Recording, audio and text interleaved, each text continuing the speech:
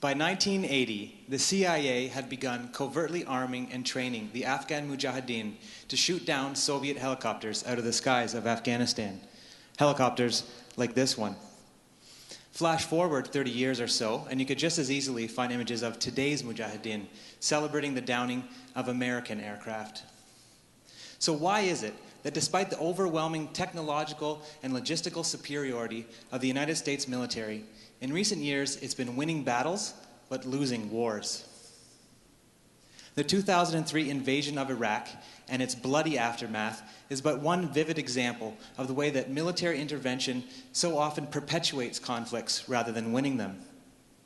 As the Islamic State in Iraq and the Levant could attest, military intervention is great at overthrowing regimes, but it's not so great at preventing the rise of persistent insurgencies like themselves.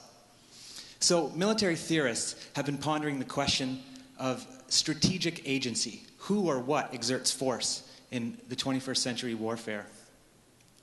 In the theory of unrestricted war, for example, the idea of a pitched battle between two more or less equal opponents is all but obsolete.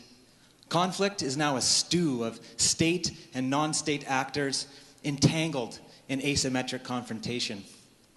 The battle space itself is growing to encompass all of society. In our social media age, the cultural perception of a war is often more important to its outcome than battles on the ground, because war is won at a moral and not a physical level.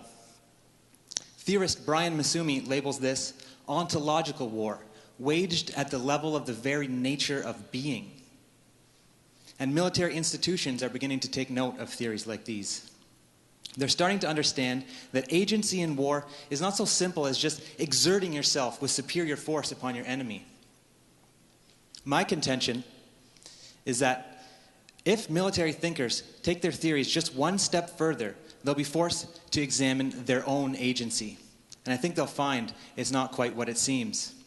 After 30 years of failed counterinsurgency wars, strategic agents like the United States, Israel, and now Canada are all too often complicit in the production of their own antagonists.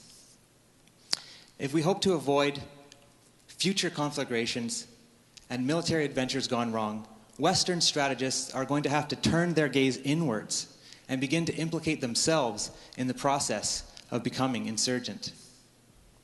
Thank you.